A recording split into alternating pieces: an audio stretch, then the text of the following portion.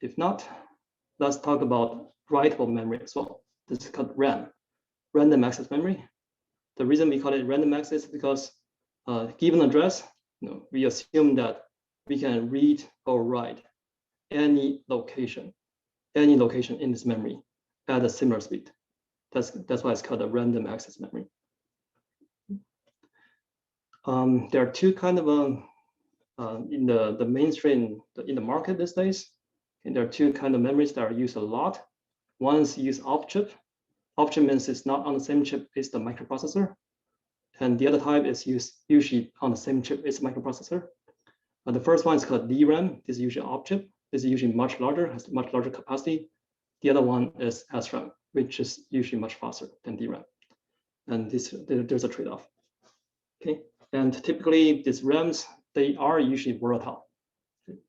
Here's the definition of volatile in case you miss it. By saying volatile, it means that the memory will lose contents, will lose 0 ones when the power is off. Otherwise, it's non-volatile. And actually, there's a very interesting emerging class of memory called non-volatile RAM or persistent RAM that are being sold on the market now. Intel has made available. Some is a fairly fancy, fairly interesting memory, but these memories are still a lot more expensive. Okay, they are some very useful properties, right, that we can use with this so-called non-volatility, but it's not something that we're going to discuss in our class. Okay, in our class we're going to be focusing on DRAM and SRAM. These are the mainstream memories. Okay, what exactly is a DRAM? I'm pretty sure many of you have seen this one before, with the DRAM module. If you happen to own a desktop, maybe a workstation, you can open up the box, or even a laptop, although the memory is in a smaller form factor, but you may see something like this. This is actually a DRAM module. DRAM is dynamic RAM.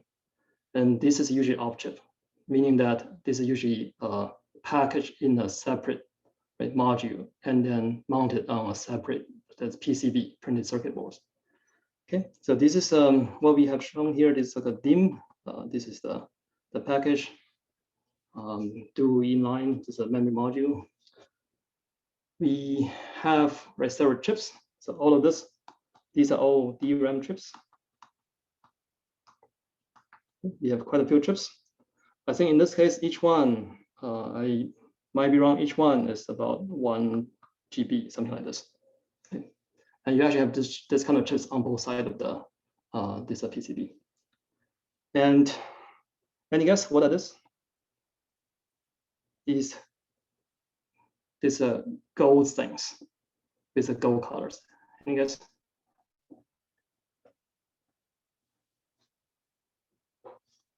What are this? What's this? Yes, very close, right? Right. Input output. Some of those are address lines. Very good, members. These are so-called pins. You guys are familiar with this term now, right? Pins. And these pins are used for addresses and data and some control. Right? You can probably imagine that given an off-chip module like this, we are actually limited by the pin count, right? Because we do care about the form factor. We do want to make sure that our machine, right, or like our laptop does not need a huge space, right, to accommodate a DRAM module like this. So this is where, in most cases, the DRAM module pin count limited, in that we only have a small and fixed number of pin counts, usually in the range of 100 and 200, such. Okay, so keep this in mind. This is one of the resource constraints. We don't have that many pins. Right. Okay, to give an analogy, right? We also have a big memory, right, in our brain. Okay, but the only way that we can spell out our memory is through a certain pin, right? Of course, right? This is through our mouse, right? That's the only way. Even though many things are stored, right? We have so many different things stored in our brain, in our memory. We can only spell them out in a sort of sequential way, slowly, right? So through this, that's our pin count constraint. Okay, so coming back to DRAM, what exactly is DRAM? This is where we have to look at some of the analog circuit as well, analog behavior of the circuit. We are not gonna talk, of course, right, in depth about these analog behaviors, but some of this might be useful and interesting. So in fact, DRAMs, they are built to be compact and cheap. Okay. So that's where with the DRAM, for each bit cell, we only have one transistor, just one transistor, associated with a so-called capacitor. So this parallel plates. So this thing is a capacitor. And this capacitor can be actually fabricated in a very cheap way using the silicon technology. You can just etch the substrate in a way that you just build a sort of deep trench on the substrate. That's how you can build a how you can build a capacitor. This can be, again, built in a very cheap and very effective way. Yeah. That's why we like DRAM, because we can pack a lot of bit cells, right, in a single module. So how exactly does it work? We have a PMOS there, right? Not PMOS, NMOS there, right? If the word line is asserted, then the NMOS, right, is going to be conducting. So that's where we can charge or discharge the capacitor. So if the capacitor is charged, okay, if there's some charge stored in the capacitor, that means we have a 1. If there's some charge like this, charge, then we have 1. If it's discharged, then we have a 0. That's how we store the state. Okay, as simple as this.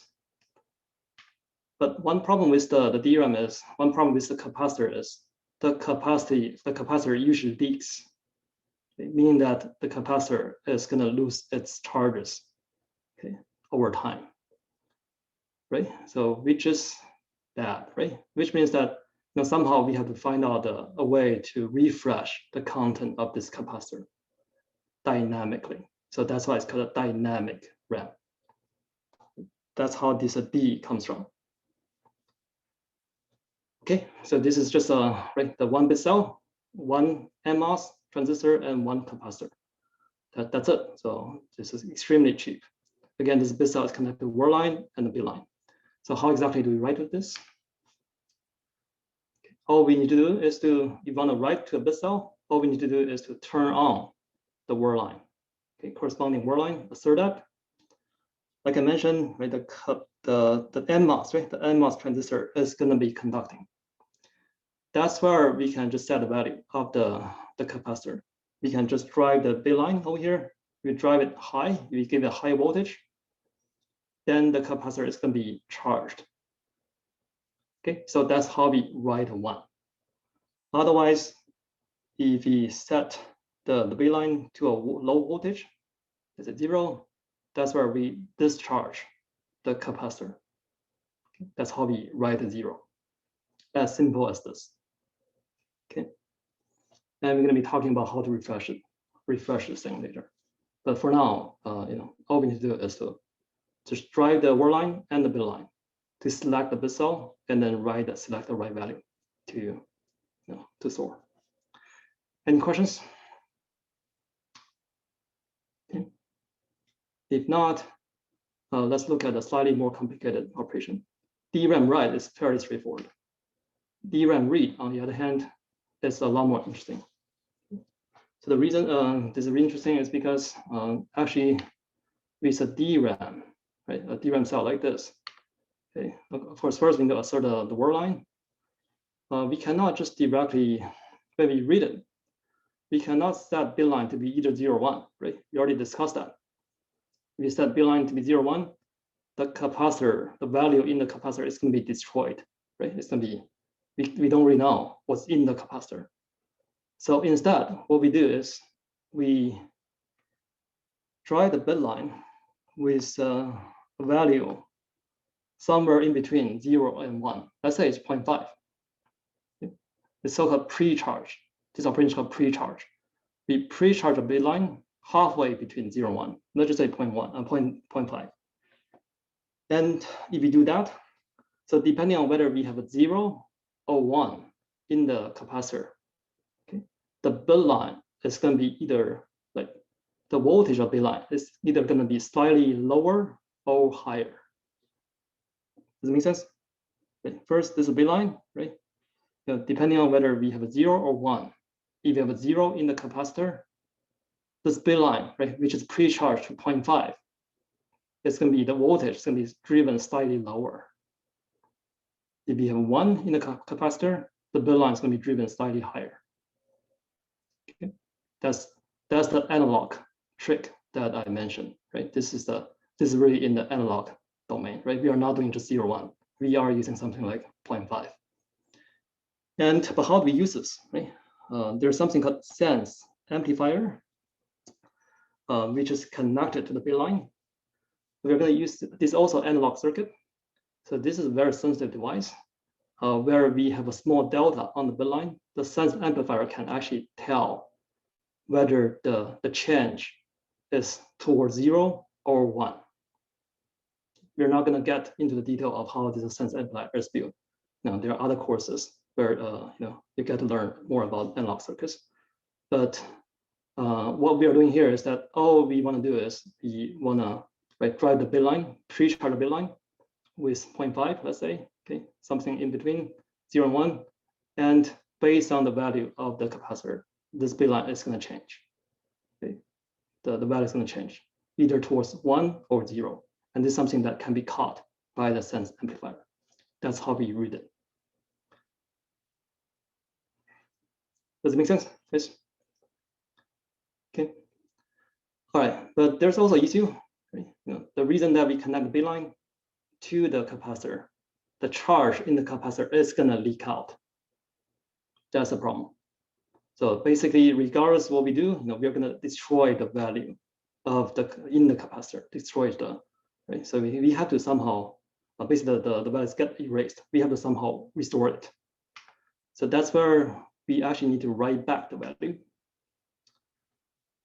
First, regardless of what we do, so whether we put 0 or 1 or 0.5, right, in the bit line, the value stored in the capacitor is going to be erased or destroyed.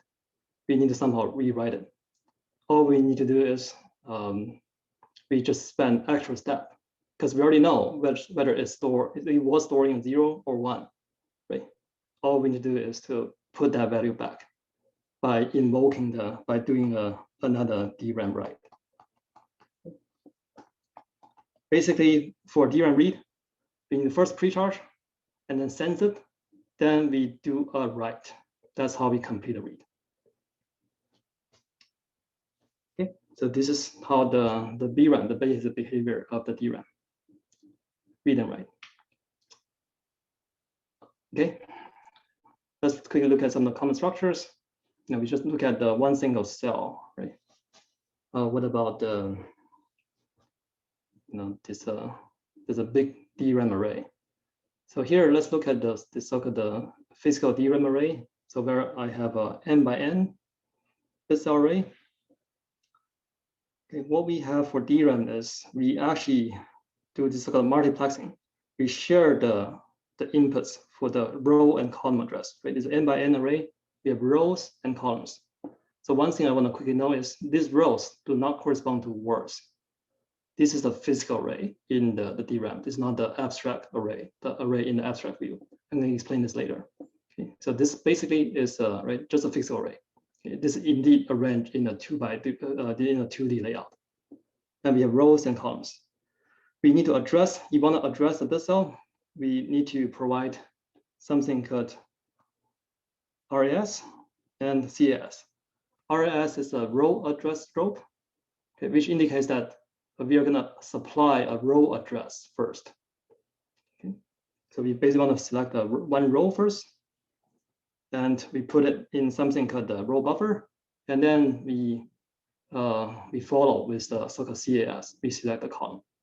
Okay, this is fairly abstract right now. Right? Let me just make it more concrete. Okay. Right. So, but one thing that's important is the row and column addresses.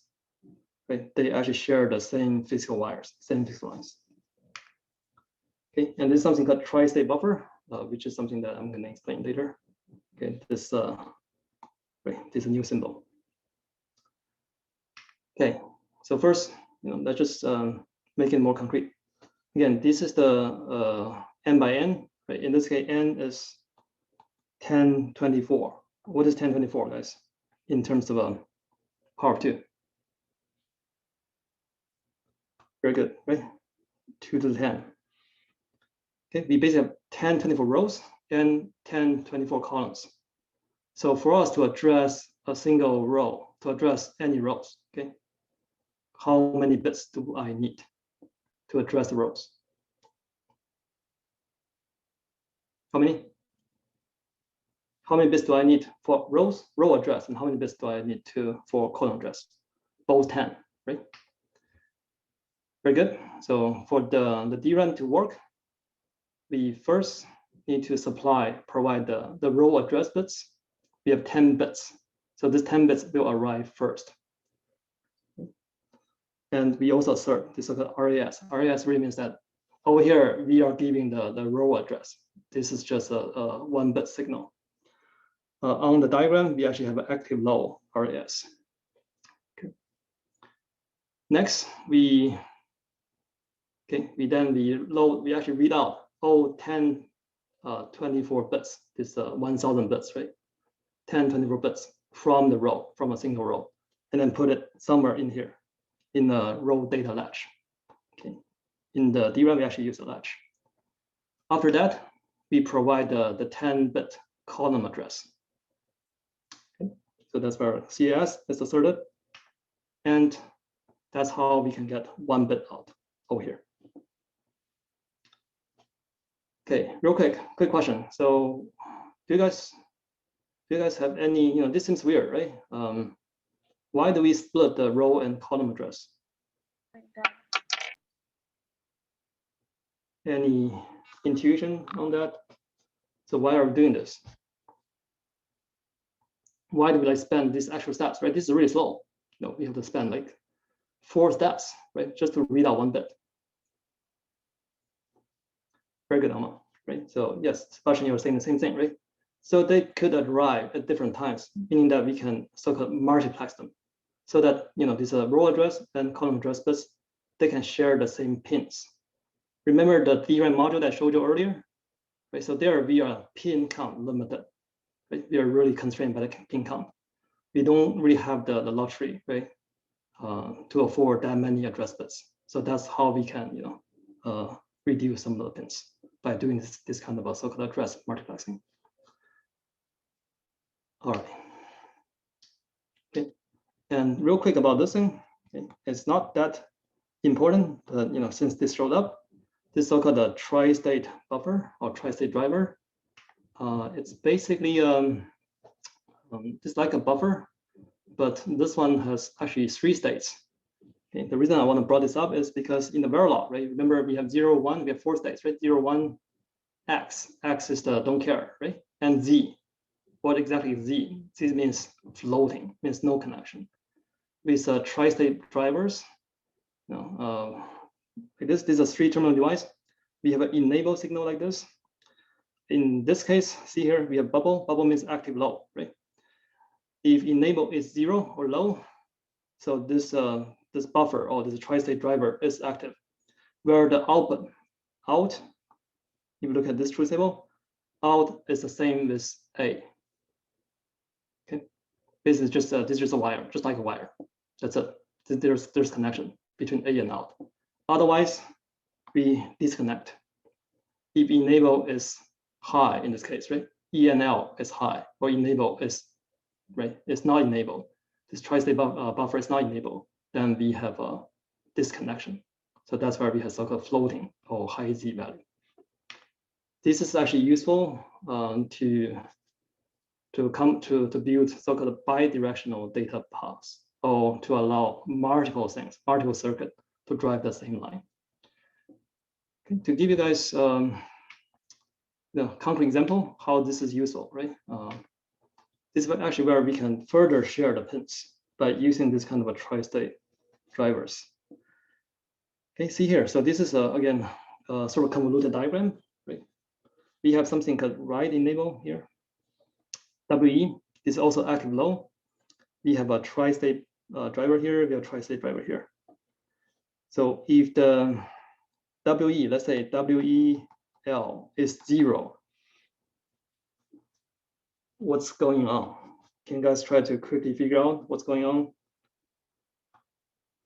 So my question is, So see here, we have something called D in out. When WEL, right? When this write enable is 0, is D in out acting as the input or output? Is it driving the bit line or is driven by the bit line?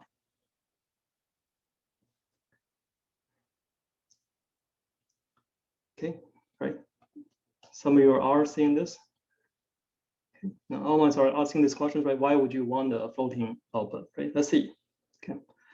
So when WEL is 0, is this one on or off? This driver. This is active low, right? On or off, this driver. This is on.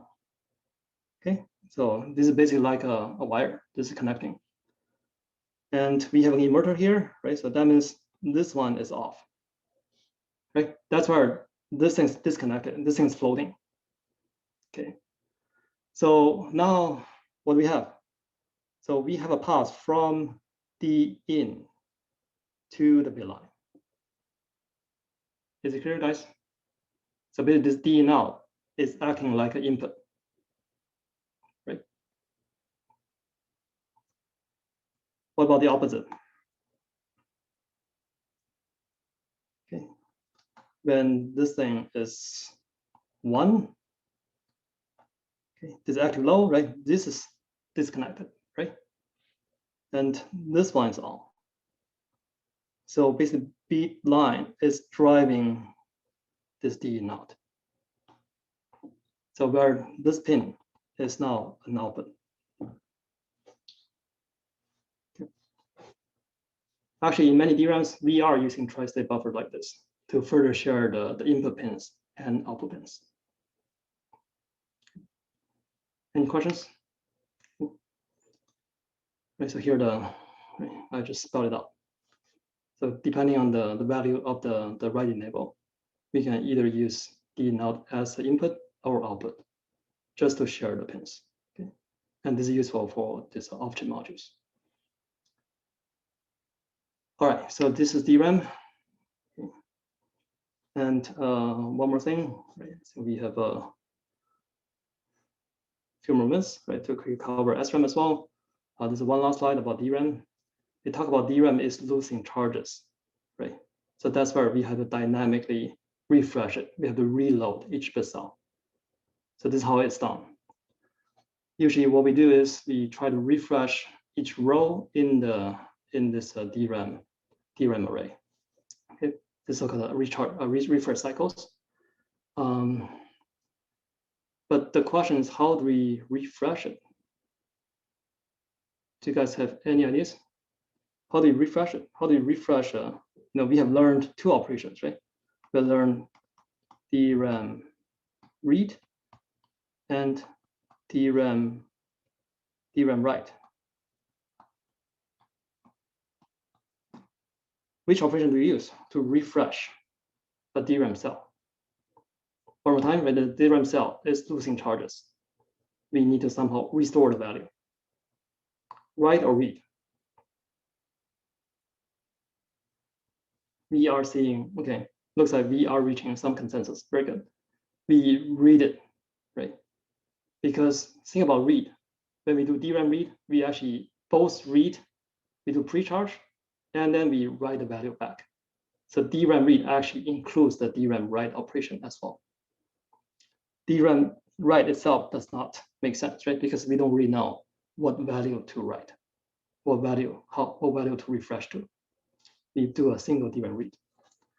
That's it. That's how we refresh it. Okay. And also, if you look at this, given the bit cell, see here. So this is this diagram shows that how for each bit cell, right, how the value changes, right? Initially, okay, you write a 0 here, right? It's going to be stable here for a while, and then later on you refresh it with a 1. Okay, and now refresh it. You rewrite it with a 1. Then the charge is going to leak out, right? The voltage is going to gradually decrease like this until we refresh it again. Until we refresh it. Do you guys know why does the curve stop here? somewhere in the middle between VDD and 0.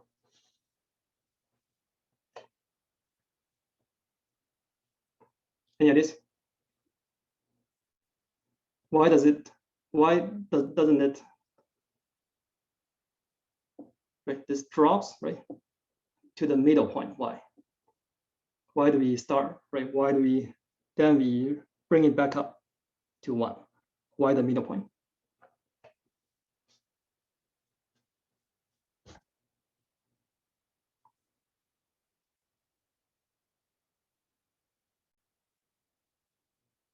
If it's not too clear, we can come back to this later. Why the middle point? Right? Very good. Pre-charge. Right? When we read it, right? We pre-charge the bit line. The bit line is pre-charged to somewhere in the middle. Right? So that's where we are starting from the middle, and then we bring it back up. Okay. Right. So we have a couple of minutes. This is going to be fairly quick. But we just talk about DRAM, right? Now let's look at SRAM. This is how the SRAM looks like. This is a big cell. What's going on here, guys? What's this? What's this thing?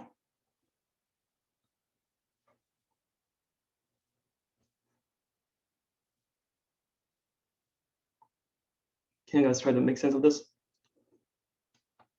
Maybe let's focus on this. What is this? What is this?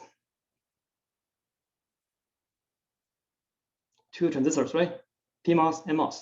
What is this? Inverter, very good, right? What's this? Another inverter, right? So this whole thing is just a bistable element, right? This is just a cross-coupled inverter. That's the essence of SRAM. So we have 2 inverters. And we need to convert, we need to connect, right? We need to connect these inverters, 2 inverters to the bit lines. So with SRAM, we actually have 2 bit lines and also a word line. So that's where we need another switch here. Okay. With 2 inverters, we have 4 transistors, right? And we have 2 switches. So that's where we have a circa 6T. We have a 6 transistor device. This is circa 6T SRAM cell. In total per cell, we have 6 transistors, which is much larger than DRAM already, right? But this is actually much faster because we don't need to do the recharge. We have this cross-coupled inverter. They are always powered on.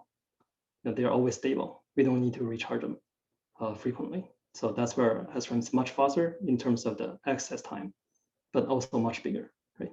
This is 6T versus 1T. Okay, so real quick, how do we write to SRAM? It's pretty similar, although we do have 2 bit lines here. The way to write to a SRAM cell is like this. We actually drive both bit lines. We have bit line here and bit line BL bar here. So let's say this is the Q side, right? The Q output side for this is a cross-coupled inverter, right? We just agree on this, and this is the inverted side, right? Inverted output. All we need to do is to write a 1. We set this line to be 1, and we set this line to be 0. Okay. That's it. So that's how we can write a 1 into Q. We just overpower this cross-coupled inverter by setting the bit lines. That's how we write a 1. Okay. And if you want to write a 0, so the cool thing is we just have to invert the value of the bit line. So we put a 0 here and put 1 here, and that's where we get. Okay, that's where we get a 0 in this bistable element. That's how we write. Okay, we use 2 bit lines in this case. So for read, it's also slightly more interesting. It is also where we need to use some of the analog circuits. So for read, we actually pre-charge both bit lines. Okay, we use pre-charge. We pre-charge them to be 0.5. Okay, and then we turn them on. Okay, we assert this. Of course, we need to assert the word line. So this is conducting, right? This is conducting, and then all we need to check is which line is changed. Okay, is it BL? Is it basically which line? Okay, it's pulled down a little bit, right? The voltage is decreased a little bit. Is the BL line or BL bar line? And this can be detected by this sense amplifier, right? And that's it. That's how we read the SRAM. And the physical array looks something like this. I'm not gonna get into the details of this. This is basically an array of SRAM cells, and we have these word lines, right? This is the right enable. Okay, this is how we can write, and these are word lines, okay, and the bit lines. And this is a very regular, very compact device. So we can actually pack a lot of SRAM cells like this into a module. All right. Okay. Any questions about SRAM, DRAM? No. Again, I only want to give you guys a very high-level overview of how this important memory work. We're not going to really get into the details of the analog behaviors of the read and write. But hopefully this is clear enough, and later on we can just use them as a black box. Next lecture, we're going to analyze, right? So just a little bit more, right? So what's the pros and cons of this DRAM and SRAM? All right. Okay. There are no more questions. We are done for this lecture. See you guys next week.